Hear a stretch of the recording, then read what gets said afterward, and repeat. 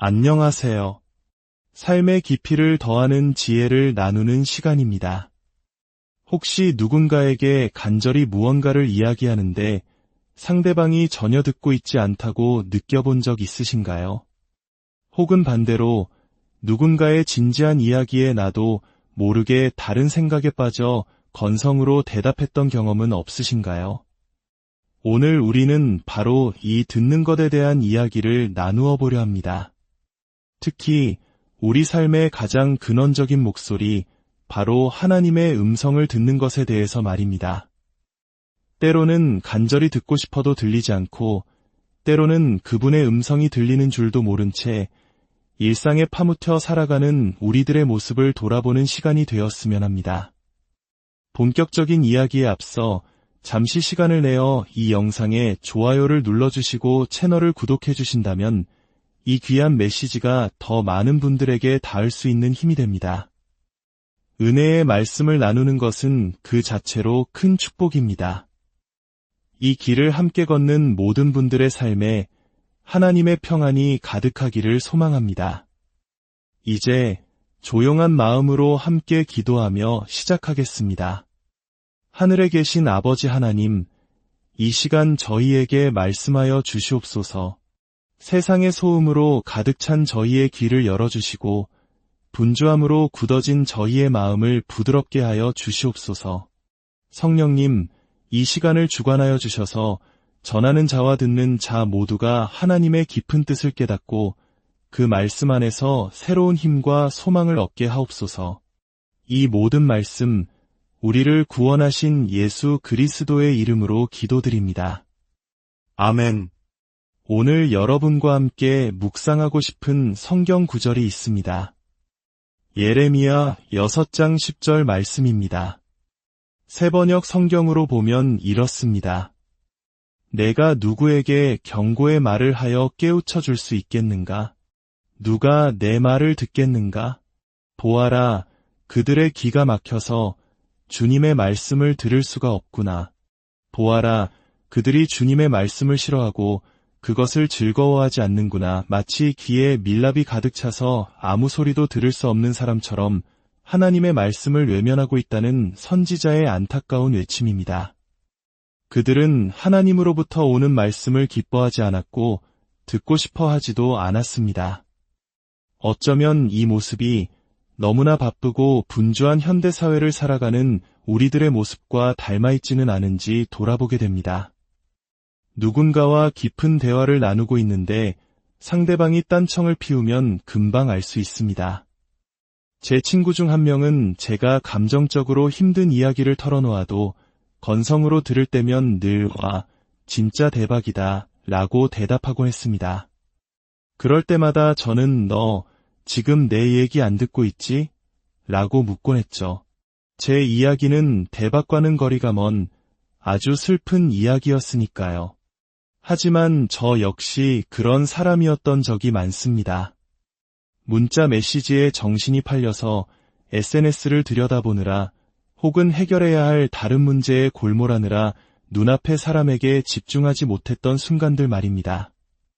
그리고 대답해야 할 타이밍이 오면 미리 설정해둔 자동 응답처럼 그렇구나, 힘들었겠다 같은 영혼 없는 말을 내뱉곤 합니다. 우리가 사람과의 관계에서 그러하듯 하나님과의 관계에서도 똑같은 실수를 반복하고 있지는 않을까요? 어떤 분들은 이렇게 반문할지도 모릅니다. 아니요, 저는 하나님의 음성을 외면하려는 게 아니에요. 오히려 그분의 음성을 듣기 위해 애쓰고 있는데 그분이 제게 말씀하시지 않는 거려. 얼마 전 주님께서 제게 환상 하나를 보여주셨습니다. 제 눈앞에 deaf, 즉 귀가 먼이라는 단어가 나타났습니다. 그런데 유독 첫 글자인 D가 붉은색으로 강조되어 있었습니다. 주님께서는 그 환상을 통해 왜 우리가 그분의 음성을 듣지 못하는지에 대한 깊은 통찰을 주셨습니다. 많은 분들이 마음속에 어떤 긴박함 혹은 무거운 부담감을 느끼고 계실 겁니다. 성령님께서 무언가 중요한 것을 알려주고 싶어 하신다는 느낌, 내 삶의 방향에 꼭 필요한 어떤 말씀이 있다는 예감 같은 거 말입니다. 삶의 현재 위치에 불만이 있는 것은 아니지만 지금 이대로는 안 된다는 불안감, 무언가 곧 일어나야만 한다는 조급함에 시달리고 있을지도 모릅니다. 바로 그 긴박함의 반대편에 있는 것이 하나님의 음성을 듣는 것입니다. 하나님은 지금 이 순간 우리에게 꼭 해주고 싶은 말씀이 있으십니다. 하지만 우리가 알아야 할 것이 있습니다. 하나님께서는 우리에게 전하려는 메시지의 무게가 클수록 우리를 평범한 일상과 습관에서 벗어나게 하십니다. 왜냐하면 우리 인간은 습관의 동물이기 때문입니다. 아무리 거룩하고 신성한 경험이라도 그것이 매일 반복되는 일상이 되면 우리는 그것을 당연하고 평범한 것으로 여기게 됩니다. 광야의 이스라엘 백성을 생각해 보십시오. 하늘에서 만나라는 음식이 내려왔습니다. 역사상 전무후무한 기적이었습니다. 먹을 것이 없어 불평하던 그들에게 모세는 하나님께서 우리를 먹이실 것이라고 선포했고 정말로 하늘에서 양식이 비처럼 쏟아졌습니다. 만약 오늘 우리 눈앞에서 그런 일이 벌어진다면 우리는 주님이 곧 오신다 고 외치며 그 거룩함에 압도되어 먹을 생각조차 못할 것입니다. 하지만 매일 아침 눈을 뜰 때마다 만나가 지천에 널려 있자 그 기적은 곧 그들의 일상이 되었습니다. 처음에는 감사했던 백성들은 이내 그것을 당연하게 여기기 시작했고 심지어는 차라리 노예 생활을 하던 이집트로 돌아가는 게 낫겠다며 불평하기 시작했습니다. 그토록 벗어나고 싶어 울부짖었던 속박의 땅을 그리워하게 된 것입니다. 거룩함이 일상이 되자 그들은 그것을 평범함으로 취급하며 새로운 자극을 찾았습니다. 하나님은 우리의 이런 속성을 너무나 잘 아십니다. 지금 당신이 서 있는 그 자리로 당신을 이끈 것은 분명 거룩한 은혜였을 겁니다. 하지만 그 거룩함이 당신의 일상이 되는 순간 모든 것이 평범하게 느껴지기 시작합니다. 그래서 하나님은 당신에게 중요한 말씀을 주시기 위해 때로는 당신의 익숙한 패턴과 틀을 깨뜨리셔야만 하는 것입니다. 하나님의 말씀은 우리 삶에 절대적으로 중요합니다. 요한복음 1장 1절은 태초에 말씀이 계시니라 이 말씀이 하나님과 함께 계셨으니 이 말씀은 곧 하나님이시니라 라고 선포합니다. 모든 만물은 말씀을 통해 창조되었습니다. 창세기에서 하나님께서 빛이 있으라 하심에 빛이 있었던 것을 기억해 보십시오. 과학자들은 어둠은 단지 빛의 부재일 뿐인데 어떻게 빛이 어둠 속에 갇혀 있을 수 있냐고 반문할지 모릅니다. 하지만 빛은 어둠에 갇혀 있었던 것이 아닙니다. 빛은 하나님의 말씀 안에 갇혀 있었습니다. 그분이 말씀을 선포하셨을 때 비로소 빛이 해방된 것입니다. 하나님의 말씀은 창조하고 나타내고 실현하는 능력이 있습니다. 당신의 삶에 변화가 필요할 때 우리를 새로운 생명으로 잉태하게 하는 것은 바로 그분의 말씀입니다. 말씀이 우리 안에 들어올 때 그것은 마치 하늘이 우리 안에 임하는 것과 같습니다. 우리는 이 땅에 실현될 하나님 나라의 비전을 품게 되는 것입니다. 그렇기에 하나님의 말씀은 전부입니다. 모세의 이야기를 떠올려 보십시오. 하나님은 모세에게 내가 내게 줄 것이 있다. 십계명을 주려 하니 시내 산으로 올라와 나를 만나라고 말씀하셨습니다. 성경에는 모세가 주님을 만나기 위해 산에 오른 것이 최소 8번 기록되어 있습니다. 편도 3시간이 넘는 험한 등산길이었습니다. 하나님과 대화하기 위해 모세는 기꺼이 그 대가를 치렀습니다. 여기서 우리는 질문하게 됩니다. 왜 하나님은 모세가 있는 곳에서 바로 말씀하지 않으시고 그를 힘겹게 산으로 부르셨을까요? 하나님은 지금 당신이 있는 그 자리에서도 말씀하고 계십니다. 내가 너에게 꼭 해주고 싶은 이야기가 있다고 말입니다. 하지만 그 말씀의 무게가 너무나 커서 당신의 현재 환경이 그 말씀을 감당할 준비가 되어 있지 않다면 당신은 그 말씀을 받고도 아무것도 하지 못할 것입니다. 그분의 음성을 듣고도 깨닫지 못할 것입니다. 그래서 하나님은 당신의 주의를 끌기 위해 당신을 익숙한 일상에서 벗어나게 하셔야만 하는 것입니다. 오늘 저는 우리가 깨닫지 못하는 사이 우리의 영적 길을 멀게 하는 몇 가지 핵심적인 요인에 대해 이야기하고자 합니다. 주님께서 제게 보여주셨던 데프라는 단어의 첫 글자 D로 시작하는 4가지입니다. 첫 번째는 주의를 빼앗는 것들입니다. 산만함이나 방해라는 단어는 보통 부정적인 뉘앙스를 풍깁니다.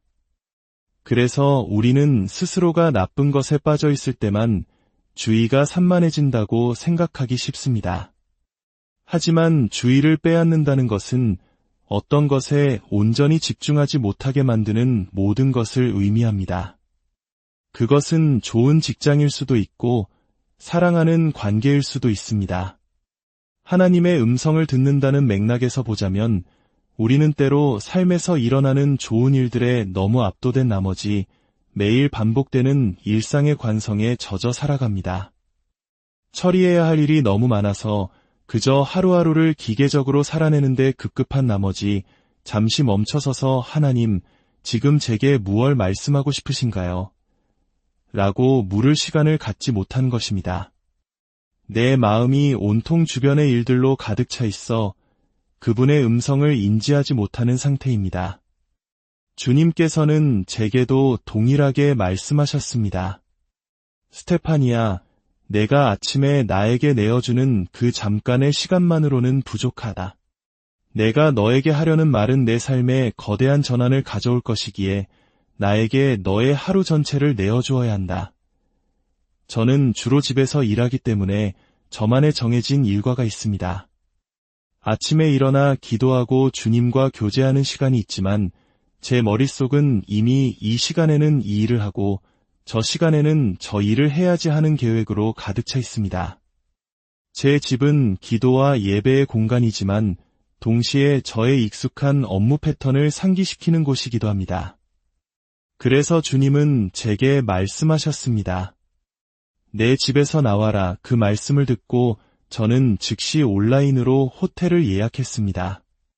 오직 주님과 저 단둘이 있을 수 있는 공간을 찾기 위해서였습니다. 이것은 매일 이렇게 고립된 섬처럼 살아야 한다는 의미가 아닙니다. 다만 당신의 인생에 기념비적인 전환점이 다가올 때 하나님은 당신이 당신의 일상에서 나와서 그분을 만나러 올라오기를 원하십니다. 그 한 번의 구별된 만남 속에서 주시는 말씀이 당신의 앞으로의 5년, 7년의 삶을 좌우할 수 있기 때문입니다. 모세가 단 2개의 10계명 돌판을 받기 위해 산에서 40일을 보냈다는 것을 기억하십시오. 그것은 엄청난 대가를 치르는 일이었습니다. 어쩌면 당신에게 필요한 것은 직장과 모든 일상으로부터 벗어난 단 하루일지도 모릅니다. 하나님, 지금은 오직 주님과 저뿐입니다. 앞으로 제 삶의 몇 년을 위해 주님께서 제게 무엇을 부어주시길 원하시나요? 라고 묻는 시간 말입니다. 당신이 새로운 영토로 들어갈 때마다 당신은 그곳에서의 당신의 사명을 알아야 합니다. 그렇지 않으면 그 땅에 숨어 당신을 대적하는 것들이 당신을 파괴할 수 있습니다. 성경에서 사도 바울이 어떤 지역으로 가려 했을 때 성령께서 그를 막으셨던 것을 기억하십시오. 성령께서 금하셨다고 성경은 기록합니다. 왜냐하면 그 땅은 바울의 사명이 아니었기 때문입니다. 다른 누군가에게 맡겨진 땅이었기 때문입니다. 하나님은 우리를 새로운 차원으로 이끌고 계십니다. 만약 당신이 제 말에 공감하며 마음의 울림을 느낀다면 때로는 모든 방해로부터 자신을 분리하고 하나님과 독대하는 시간이 필요하다는 것을 기억하십시오. 두 번째는 욕망입니다. 욕망은 본래 아름다운 것입니다. 그것은 기대와 믿음을 의미하기 때문입니다. 시편 37편 4절은 또 여호와를 기뻐하라. 그가 내 마음의 소원을 내게 이루어 주시리로다 라고 말씀합니다. 우리가 하나님을 기뻐할 때 그분은 우리 마음에 마땅히 품어야 할 소원, 즉 욕망을 심어주십니다.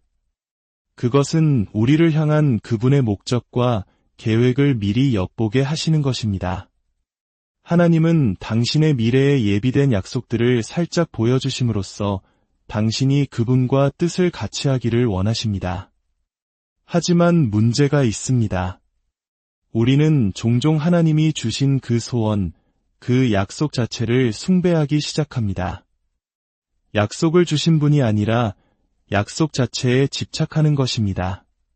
빌립보서 3장 19절은 그들의 신은 배여라고 말하며 자신의 식욕과 욕망을 신으로 삼은 사람들을 경고합니다.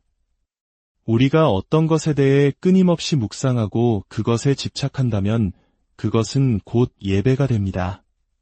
당신의 마음이 온통 어떤 욕망으로 가득 차 있다면 당신은 그것을 예배하고 있는 것입니다.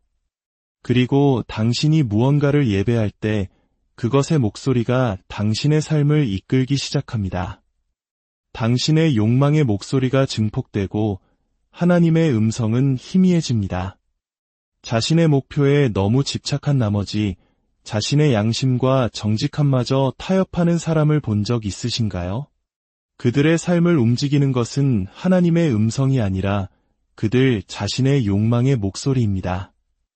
우리가 경계해야 할 것은 하나님께서 주신 소망 위에 우리 자신의 시간표를 올려놓는 것입니다.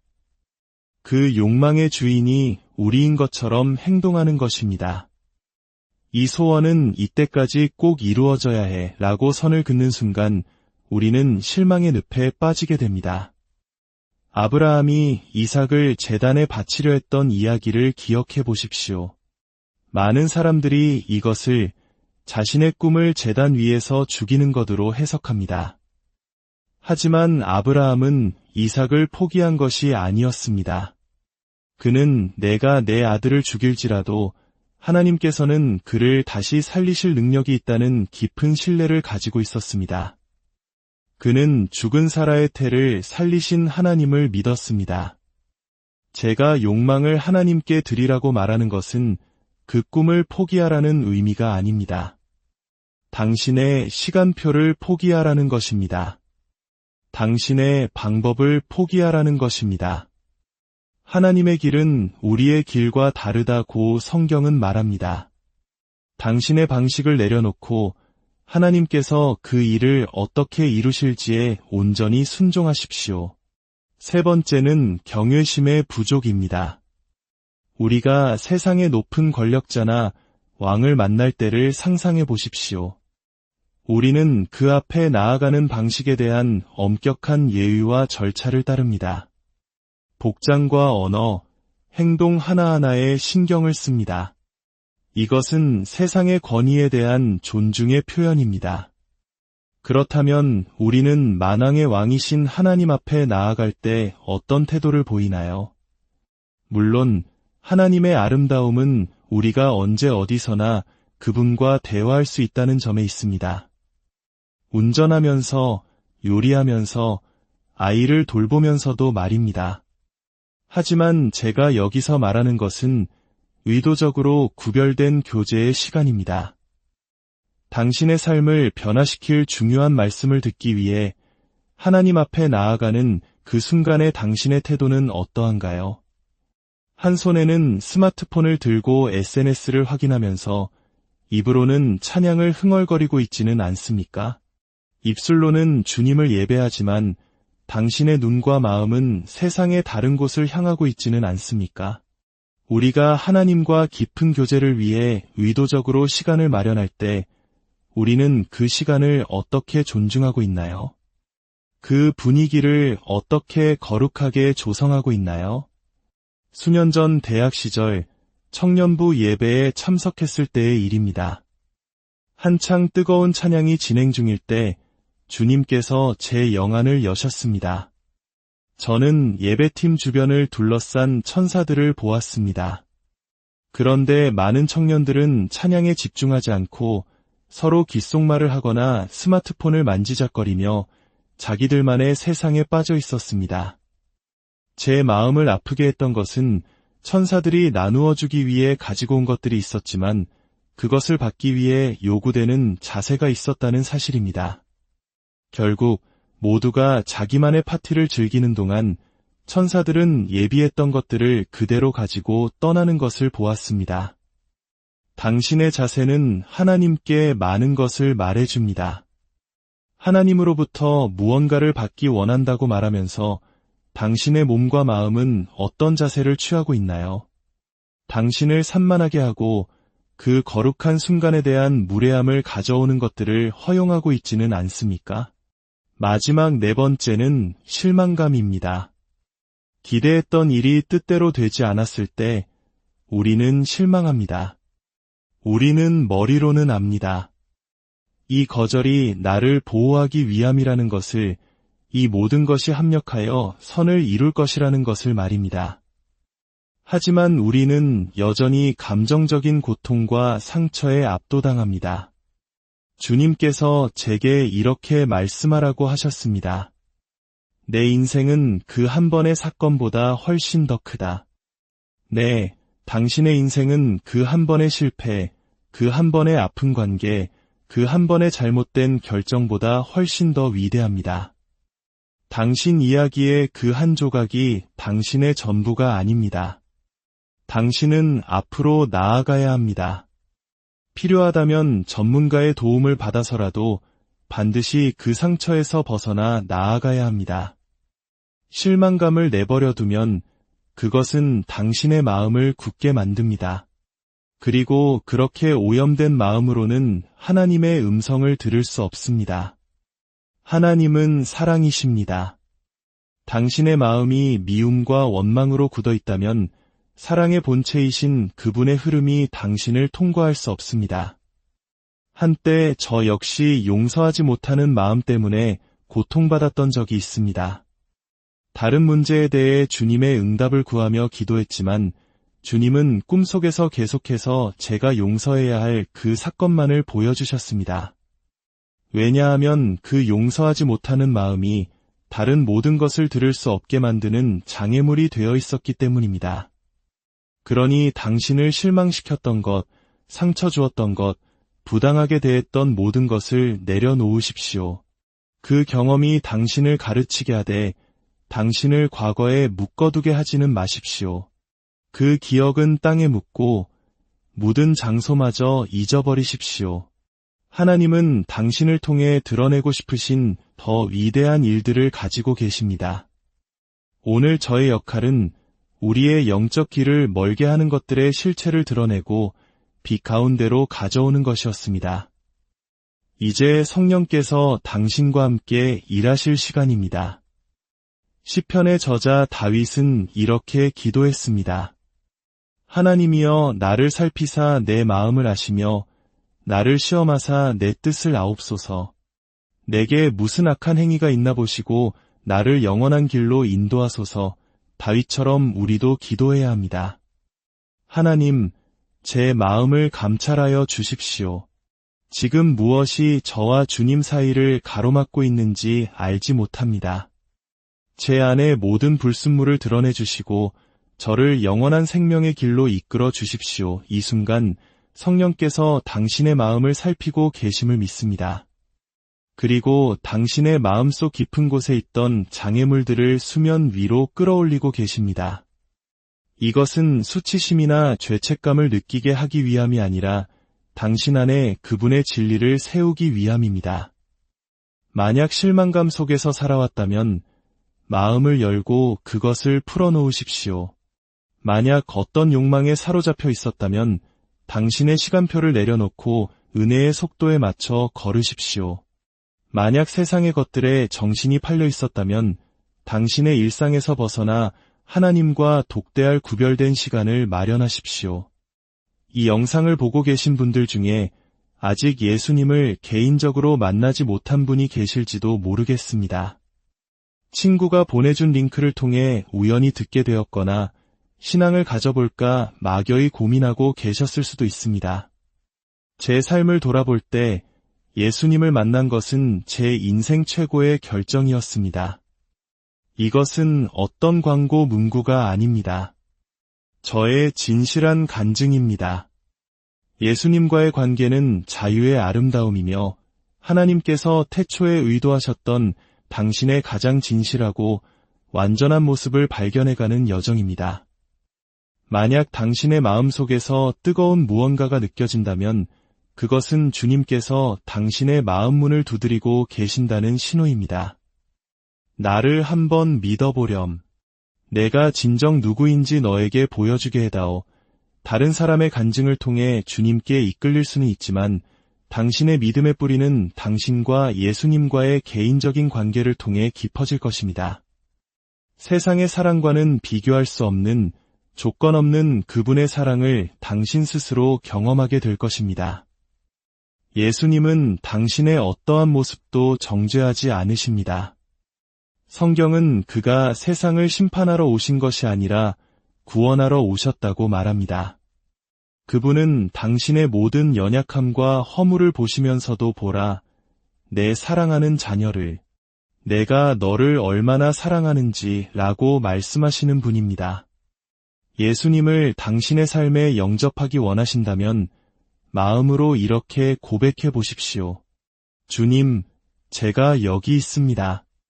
제 삶의 주인 되어 주십시오. 이제 우리 함께 기도하겠습니다. 사랑의 아버지 하나님, 오늘 저희에게 주신 말씀을 감사드립니다. 성령님께서 이미 시작하신 선한 일을 우리 각자의 삶 속에서 온전히 이루어 주시옵소서. 상처받고 굳어진 마음들을 만져주시고 잘못된 욕망과 세상의 염려로 가득 찼던 저희의 마음을 정결하게 하사 오직 주님의 음성에만 민감하게 반응하는 새로운 마음을 허락하여 주시옵소서. 모든 장애물을 제거하시고 주님과 더 깊은 교제의 자리로 나아갈 수 있는 힘과 용기를 주옵소서. 우리를 너무나 사랑하시는 예수 그리스도의 이름으로